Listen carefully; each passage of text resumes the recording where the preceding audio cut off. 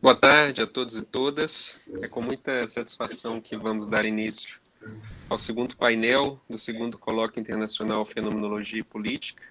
Eu sou o professor Everaldo Costa, da Universidade de Brasília, coordenador do Grupo de Pesquisa Cidades e Patrimonialização na América Latina e Caribe, e serei o coordenador debatedor dessa mesa, e contamos com dois painelistas, que é o professor Maximiliano Basílio Kladax, que vai apresentar o trabalho La Noche de la Historia y los Sacrificados por la Civilización Técnica, e o professor Eduardo Marandola, que vai apresentar o trabalho Cidade dos Abalados, a Situacionalidade Latino-Americana.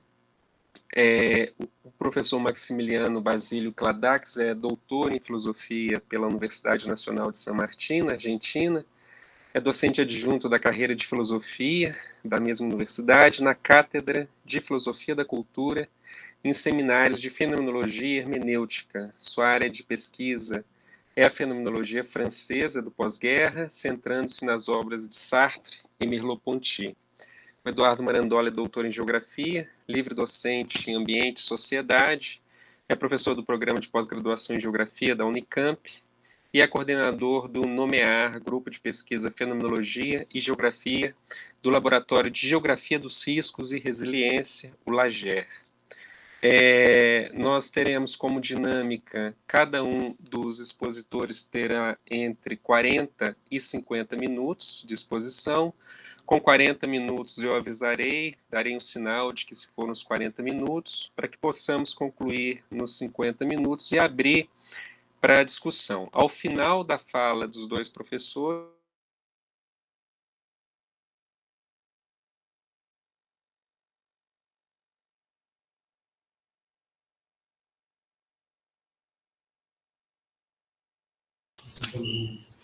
O professor Everaldo travou, já deve retornar. Ah lá, caiu. Vamos aguardar um pouquinho que ele já deve conseguir voltar.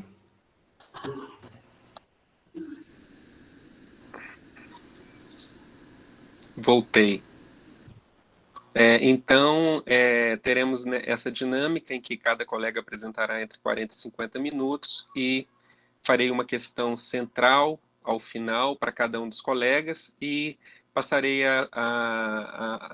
abriremos para as perguntas do público que nos acompanha pelo YouTube. Então, daremos início com a apresentação do professor Maximiliano Basílio Kladax. Agradecemos sua presença, professor, e tem a palavra. Bien, ante todo agradezco mucho poder participar en este evento, que me parece muy importante, muy necesario también, no solamente por ver este tipo de problemáticas desde una perspectiva fenomenológica, centradas en un autor como Patočka, sino por esta unidad, en cierta medida, de los países de nuestra región. Paso a comentar el trabajo. Bien, la presente ponencia apunta a indagar el modo en que el filósofo checo Jan Patočka denuncia el otro lado de la civilización técnica, un lado terrible y demoníaco, ocultado por las deslumbrantes luces del día. Este otro lado es inherente a ella. No se trata, pues, de una contingencia que podría ser exorcizada por alguna buena voluntad. La historia de la civilización técnica tiene como reverso la historia del despliegue destructivo de las fuerzas positivas de la dominación. Esta es uno de sus sentidos nucleares: dominación del mundo, dominación de la naturaleza y dominación de los seres humanos. Dominación y destrucción se anudan en un mismo plexo de sentido que exige, como Moloch es una figura empleada por Patočka, innumerables sacrificios. En este aspecto, Los sacrificados se presentan desde la lógica del día como medios necesarios para el proceso civilizatorio. La racionalidad de medios y fines comprende los sacrificios como elementos para su reproducción y extensión.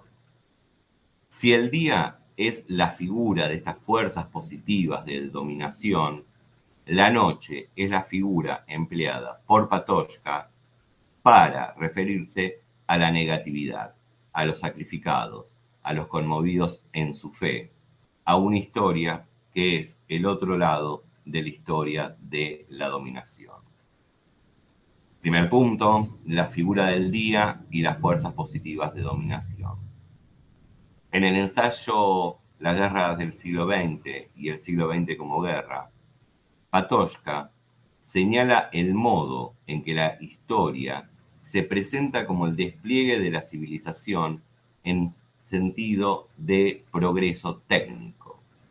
La era moderna se caracteriza a sí misma por el predominio de la racionalidad técnica y se comprende como la época destinada a ser la última de la humanidad. Su extensión y consolidación supone el beneficio de la humanidad. La lógica utilitarista, en este sentido, avala que todo medio se legitima, puesto que el fin a lograr es incuestionable. Patočka observa que esto es transversal a las distintas ideologías que atraviesan el siglo XX. Se trate de, cito, lucha entre alemanes y eslavos, conflicto imperialista, culminación de la última etapa del capitalismo. Fin de la cita. Las diversas visiones del mundo comparten el hecho de ser, cito, la objetivación violenta del subjetivismo desmesurado de la época moderna. Fin de la cita. Se trata de una violencia que se lleva a cabo para exorcizar aquello que aparece como las brumas de la historia. Precisamente la violencia es pensada como un medio para la paz futura. La necesidad de la lucha contra aquello que es lo otro de la historia se torna entonces un imperativo. En el caso de la guerra, todos la comprenden desde, cito a Patočka, la óptica de la paz, el día y la vida, para la exclusión de su lado oscuro, tenebroso. Fin de la cita. La guerra es entonces guerra contra lo nocturno, contra la oscuridad, contra la noche. Este ideal lleva en su núcleo la declaración de guerra contra aquello que no es ella misma. Desde esta perspectiva, las fuerzas positivas del día se comprenden a sí mismas como el sujeto que hace la historia. Cito a Patočka.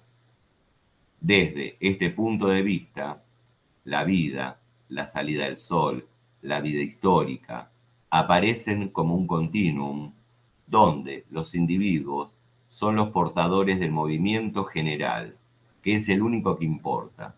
La muerte se entiende como un pasaje de funciones.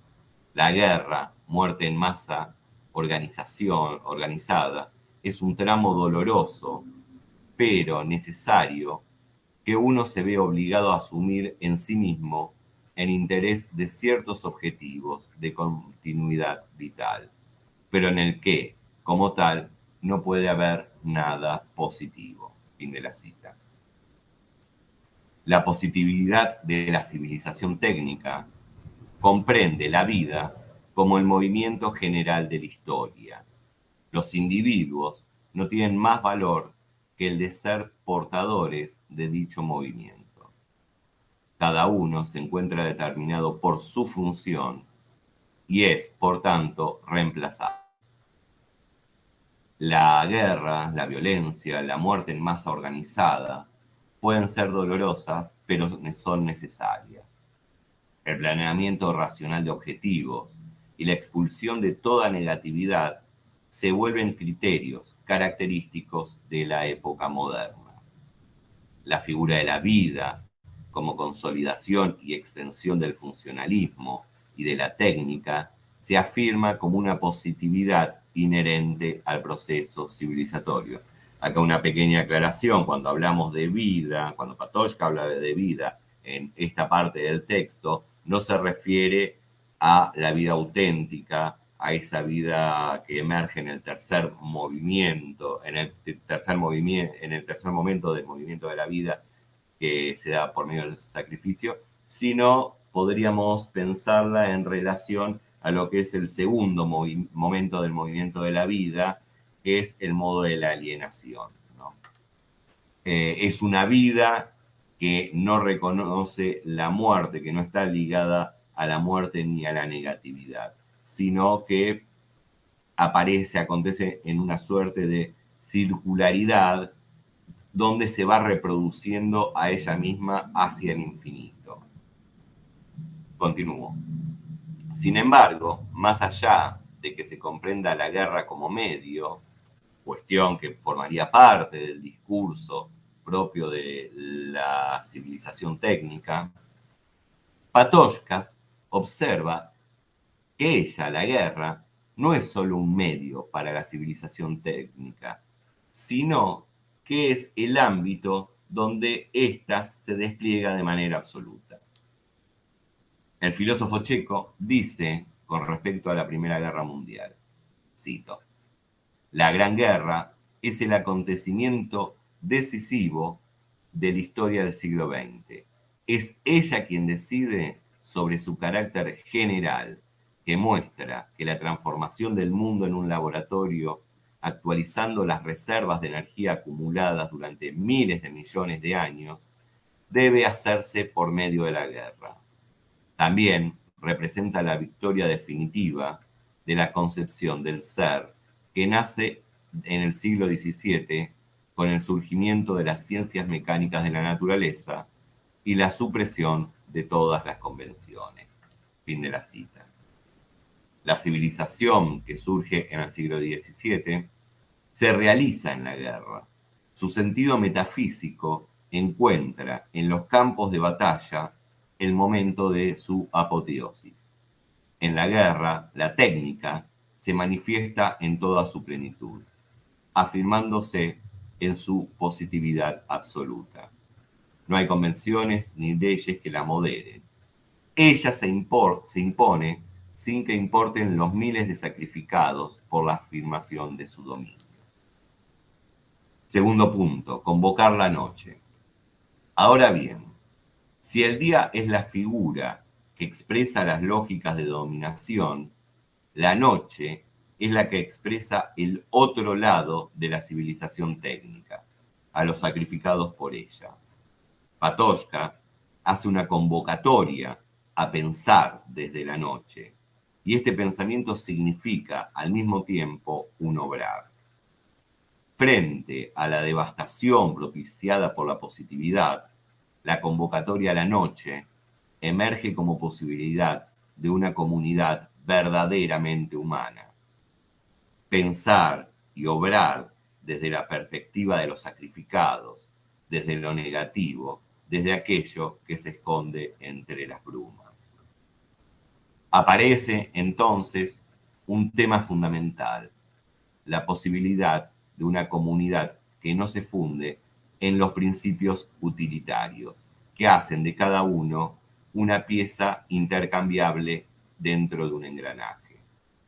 Patočka habla entonces de la solidaridad de los conmovidos como, por decirlo de alguna manera, forma de superar el estado de guerra que emerge del dominio de la técnica. Con este término, el filósofo checo designa, cito, la solidaridad de los que pueden comprender lo que está sucediendo en la vida y la muerte, y por tanto en la historia. Fin de la cita. La solidaridad de los conmovidos es la solidaridad de los que fueron despojados por las fuerzas positivas que dominan la Tierra. La posibilidad de una comunidad humana no cosificada radica en la solidaridad de quienes fueron conmovidos en su fe en el día. cita de Patočka. La metáfora de fe en el día se refiere a las creencias establecidas bajo el dominio de lo positivo. La exposición a lo negativo, a la contingencia y a la finitud resquebraja esa fe y sumerge a la vida en un nuevo estadio, que es el estadio espiritual. Este es un tema fundamental, ¿no? En Patočka, el inicio de la vida espiritual, pero bien, no vamos a adentrarnos en eso en esta exposición.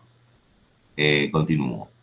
Esta nueva forma de solidaridad se diferencia sustancialmente de la coparticipación entre fuerzas que se da en el momento del funcionalismo.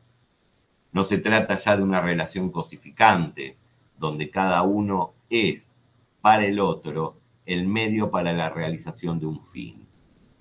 La relación de exterioridad que se da dentro del funcionalismo, dentro de la lógica de la civilización técnica, da lugar a una relación de interioridad y de reconocimiento auténtico. Hay un traspaso, ¿no? De esta relación de exterioridad da lugar a, una vez superada, a partir de esta conmoción, da paso a un nuevo tipo de relación que es de interioridad, donde se da un reconocimiento auténtico hacia el otro. Esto hace emerger una suerte de nucleamiento político que no se reduce a lo dado, sino que se da en la afirmación de la autenticidad.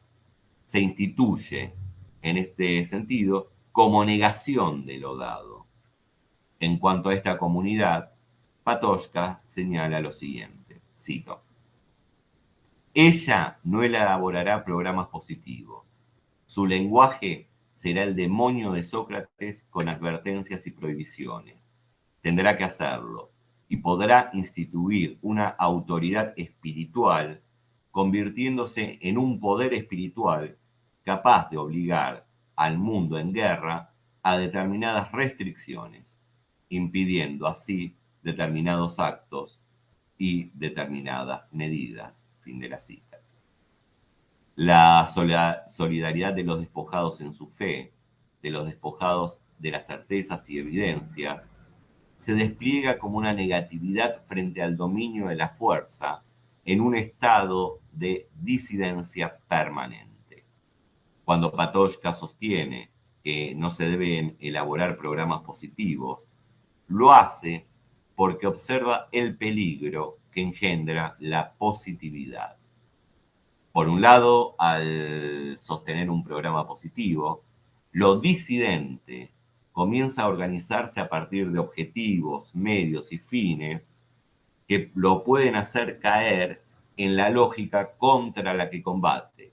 Y entonces esta disidencia radical, que es negatividad radical, podría tornarse disidencia relativa, negatividad relativa, que luego podría engendrarse en una nueva positividad. Por otro lado, en el caso que se cumplan sus fines, podría establecerse como fuerza. El filósofo checo afirma, cito: la solidaridad de los conmovidos se construye en la persecución y en la incertidumbre. Este es su frente silencioso, sin publicidad y sin brillar, incluso cuando la fuerza reinante busca apoderarse de ella por estos medios. Fin de la cita. Sin embargo, el modo de esta construcción no es coyuntural, sino que debe permanecer en ese estadio nocturno, ya que, cito, la humanidad no alcanzará el terreno de la paz dejándose atrapar por señuelos de la vida cotidiana. Fin de la cita. Traicionar este programa negativo significa para Patočka alimentar la guerra. La soledad de los conmovidos no debe convertirse en una fuerza, sino enfrentarse a ella. Su tarea es, por un lado, proseguir en la disidencia. Por otro, convocar a los otros a la noche, haciéndoles ver que lo positivo engendra muerte y terror. Cito a Patočka. conmover la vida diaria de factólogos y rutinarios, hacerles entender que su lugar está en este lado del frente, no cerca de las palabras del orden del día, por muy atractivas que se presenten. Si se trata de la nación, del Estado, de la sociedad sin clases o de la unidad mundial, estas consignas son, en realidad, llamadas a la guerra, que todos han sido o pueden ser desenmascarados por la barbarie efectiva de la fuerza. Fin de la cita. Las siguientes palabras del especialista Estela exponen muy bien la articulación entre la filosofía y el compromiso con nuestro mundo, con la política propiamente dicha. Cito a Estela. Aquello que, en otras palabras, caracteriza el nexo entre filosofía y política, adquiere para Patočka la forma de la disconformidad ética, es decir, de una libertad negativa, que se opone a la propensión totalitaria a suprimir la fragilidad de la política y a desactivar las tensiones que recorren la dimensión comunitaria. De ahí que tan solo tengo que traducirlo de griego. Sí, esta reducción en cuanto a problematización y testimonio de la verdad en pro de la libertad, es decir, en cuanto a capacidad de negación de lo establecido y de contemporánea afirmación de un orden ontológico, ético y político distinto, pueda representar aquello que, para Patočka, es capaz de volver a brindar un nuevo sentido a la acción y a la dimensión política a lo largo de la historia. Bien, paso al último punto, en donde me parece, ya que este coloquio tiene una orientación a pensar o problematizar cuestiones que hacen a nuestra América,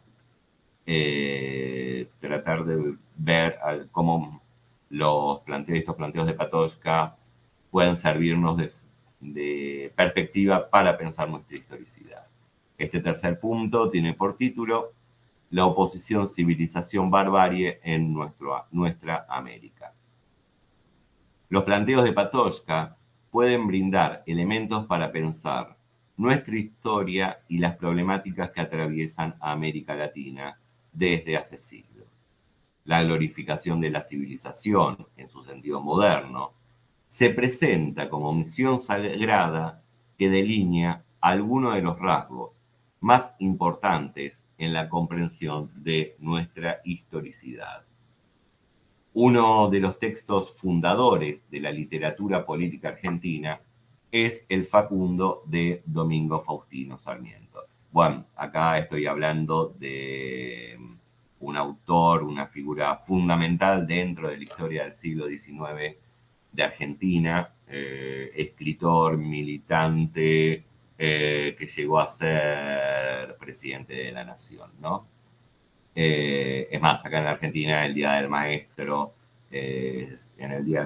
se conmemora la muerte de Sarmiento. Militante de la civilización, ¿no? Vamos, continúo. Esta obra, Facundo,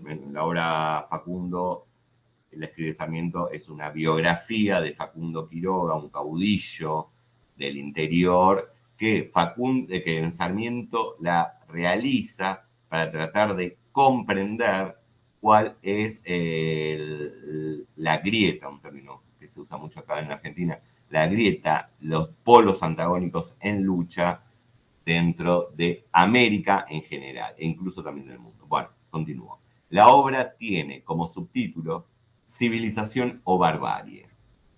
La disyunción que vincula a ambos términos deja en claro que se trata de una oposición. Es la civilización frente a la barbarie. Precisamente para Sarmiento, la lucha entre estos dos elementos es la clave de la historia, no solo de Argentina, sino de América Latina y del mundo. Al comienzo de la obra, Sarmiento sostiene, voy a hacer una cita larga, pero bueno, me parece que vale la pena. A la América del Sur en general y a la República Argentina sobre todo, le ha hecho falta un Tocqueville que, premunido del conocimiento de las teorías sociales, como el viajero científico de barómetros, octantes y brújulas, viniera a penetrar en el interior de nuestra vida política, como en un campo de vastísimo y aún no explorado ni descrito por la ciencia, y revélase a la Europa, a la Francia, tan ávida de fases nuevas en la vida de las diversas porciones de la humanidad, este nuevo modo de ser, que no tiene antecedentes bien marcados y conocidos. Hubieras entonces explicado el misterio de la lucha obstinada que despedaza a aquella república. Hubiéranse clasificado distintamente los elementos contrarios, invencibles, que se chocan. Hubiérase asignado su parte a la configuración del terreno y a los hábitos que ella engendra, su parte a las tradiciones españolas y a la conciencia nacional. Inicua, plebeya, que han dejado la Inquisición y el absolutismo hispano, su parte a la influencia de las ideas opuestas que han trastornado el mundo político, su parte a la barbarie indígena, su parte a la civilización europea, su parte, en fin, a la democracia consagrada por la Revolución de 1810, a la igualdad cuyo dogma ha penetrado hasta las capas inferiores de la sociedad. Fin de la cita. Ahora bien, la oposición civilización-barbarie, como se ve en esta cita, no se fundamenta únicamente en miradas del mundo, sino en culturas, geografías y fundamentalmente razas.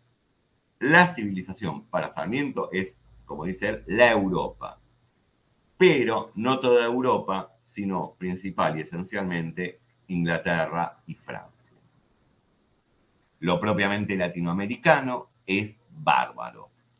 Sarmiento incluso menciona la indumentaria. Esta oposición civilización-barbarie se da incluso en la indumentaria. El frac es la civilización, las prendas autóctonas son la barbarie. Él menciona bastante la oposición entre el frac y el poncho, que es un atavío característico de la Argentina. También esta oposición entre civilización y barbarie en las prendas, Sarmiento las coloca en lugares de Asia, ¿no? Está el frac versus el turbante, ¿no? Por ejemplo. Bien.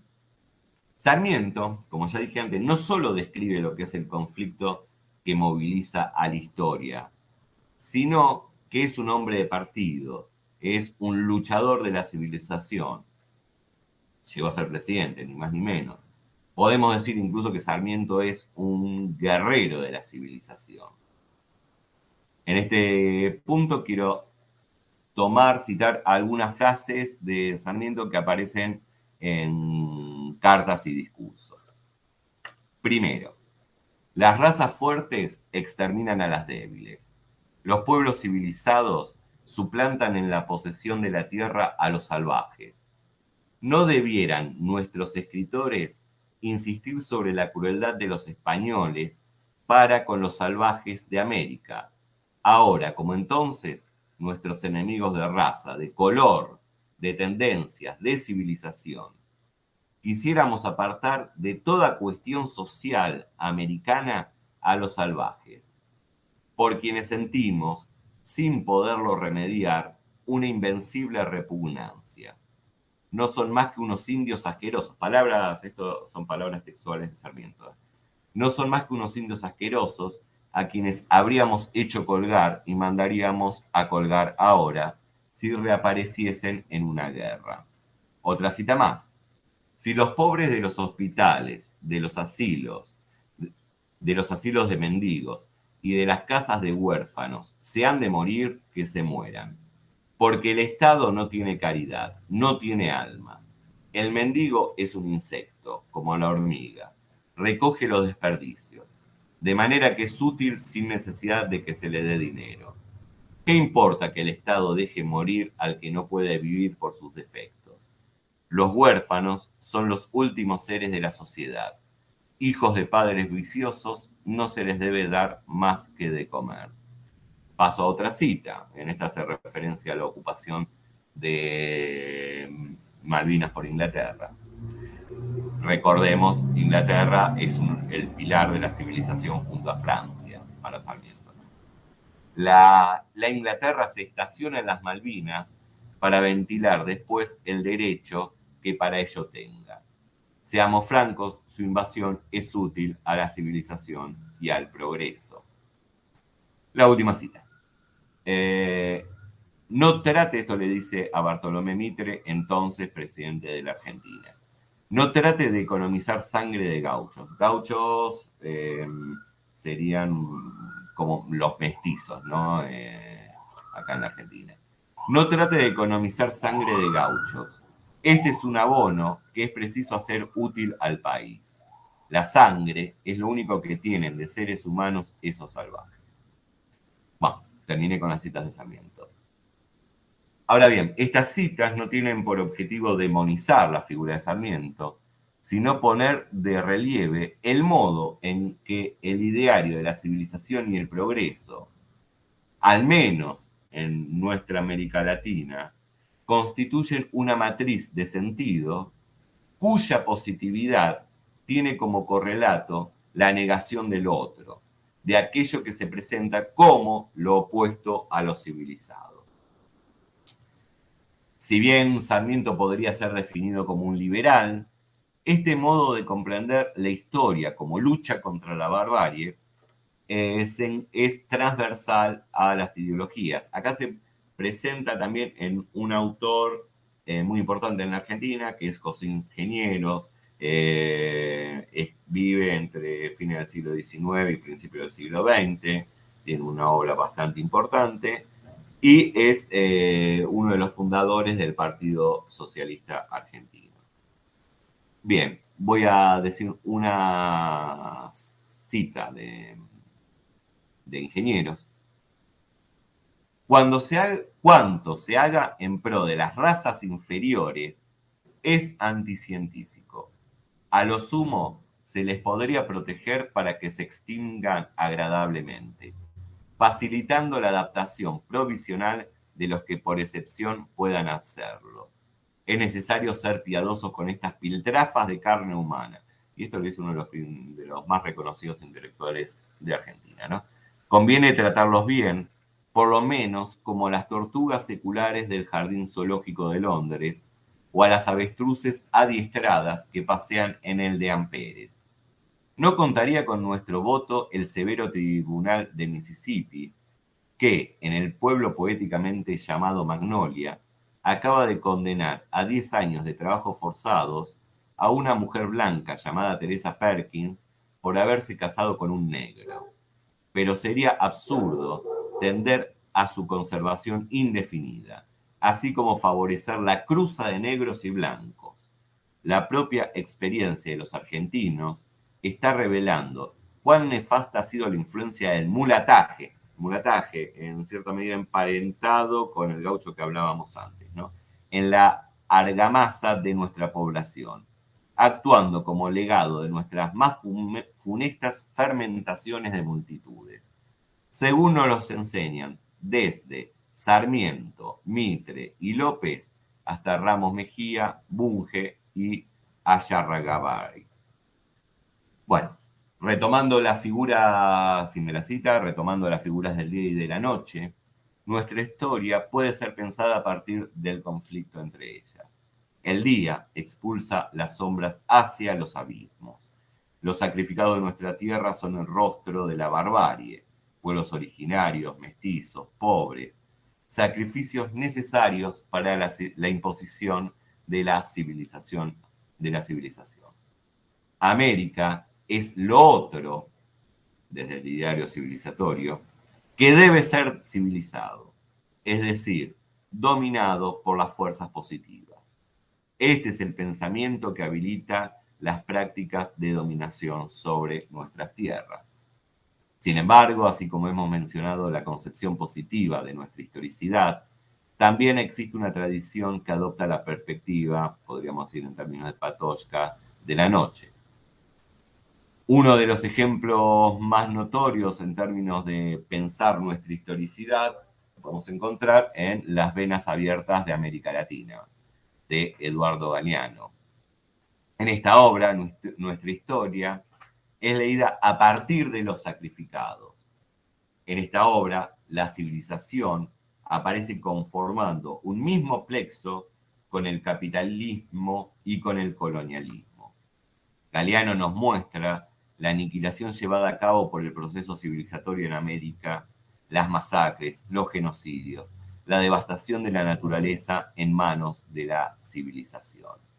Podríamos decir que se trata de una lectura herética de nuestra historia, herética frente a la historia oficial, que es la historia de la civilización. Bien, para concluir, la propuesta patochkiana de gestar una solidaridad de los conmovidos es una necesidad para nuestra América.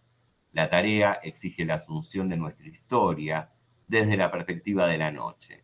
Una historia que no es pasado, sino articulación de las tres dimensiones temporales, signada por el sentido de lo negado, por la historia de la dominación.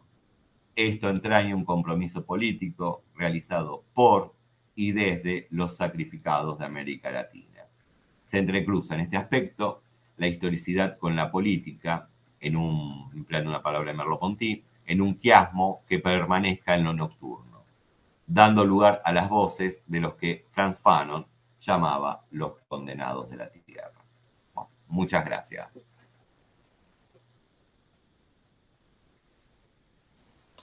Muito obrigado, muitas graças, Maximiliano, por sua exposição. E antes de passar a palavra ao Marandola, eu quero fazer um parênteses para iniciar uma discussão, não é, a partir do que foi apresentado. E aqui eu vou trazer algumas ideias do filósofo e sociólogo Sandel Ira, no artigo intitulado O largo recorrido de decolonizar la mente em Latinoamérica. Seu artículo está publicado na revista Tabula Rasa de Colômbia. Em determinado momento, Sandel vai trazer à tona o debate sobre a concepção de liberdade dos povos indígenas taínos que têm origem arawaki, e são hoje, e foram e são habitantes do Caribe, e migraram desde a América do Sul há mais de 4.000 anos para a Centro-América.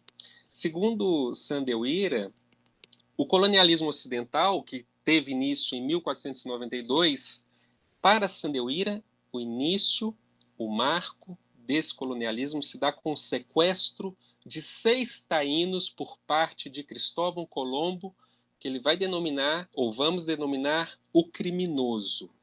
Cristóvão Colombo, o criminoso. O bárbaro. Ele, o bárbaro. Nesse sentido, Colombo trabalhou com base no conceito de que os espanhóis teriam direito de sequestrar pessoas. E Colombo justificou sua empresa ilícita apelando ao credo cristão da necessidade de converter os outros a la nuestra santa fé, entre comillas, enquanto buscava uma nova rota comercial por mar para chegar às Índias. Então, a resposta do povo colonizado da América foi uma resposta tanto à teologia cristã como às práticas ocidentais de opressão e exploração. Ou seja, os povos indígenas, e no caso os taínos, eles não reconheceram o direito ao sequestro imposto por Cristóvão Colombo. Eles reagiram com seu próprio conceito de direito à liberdade expresso na ação. Ou seja, os 6 taínos sequestrados fugiram em uma canoa que estava ao lado da embarcação Laninha, né? Então, o conceito taíno de liberdade se expressa nas ações desses indígenas na fuga desse sequestro, né? Então, consiste em 3 elementos o conceito taíno de liberdade. O primeiro é a ideia de que não há direito ao sequestro como afirmava Cristóvão Colombo. O bárbaro, ele, o bárbaro. A ideia de que, sim, os sequestram, teriam o direito de resistir e não se submeter ao sequestro. E, por fim, a ideia de que a liberdade não é um direito individual, mas um direito social. Então, essa concepção que Sandeuira traz para nós com exemplo dos povos taínos que habitam Centro-América, eu acho que, de certa maneira, nos obriga a questionar em que medida a filosofia, a teoria, o conhecimento da universidade, ou que se produz na universidade latino-americana, eurocentrada, inverte a explicação do que seja e de quem são os bárbaros e os civilizados, né? Ou seja, há uma relação, há um discurso, há uma narrativa feita na concepção de uma teoria e de filosofia, ou da própria filosofia eurocentrada, que desde a América Latina, acredito piamente que nós temos o dever de assumir, revisar e buscar elementos desde dentro para confrontar essas ideias que vêm da própria Europa, numa concepção que é uma concepção enviesada de induzir um pensamento sobre os indígenas, os afrodescendentes, numa perspectiva bárbara, que isso vem justamente da lógica do colonialismo que se expressa na colonialidade. E, sobretudo, num esforço latente de 5 séculos de controle e domínio dos nossos territórios. Ou seja, pensar a história do território na América Latina na perspectiva das experiências, das ontologias que envolve a existência e a experiência dos povos subalternizados historicamente na América Latina. Ou seja, nesse sentido, é um convite a pensar a filosofia indígena, um convite a pensar a filosofia latino-americana, um convite a pensar a história da filosofia na América Latina. Sim, confrontando com a filosofia eurocentrada, confrontando e trazendo, como estamos fazendo hoje, como o professor Maximiliano trouxe para nós, no caso do Pachoca, essa é uma perspectiva que é uma perspectiva própria de leitura sobre o conteúdo das técnicas, o conteúdo das tecnologias nessa simbiose. Então, eu deixo essas questões mais para problematizar um pouco e seguirmos adiante, ao final, recuperarmos essas questões e aprofundarmos no debate. Então, fica a questão central, não é? Qual é a força da filosofia latino-americana e como nossas universidades na América Latina têm trabalhado para desconstruir narrativas, metanarrativas sobre esse projeto colonial, histórico, imperial, neoliberal,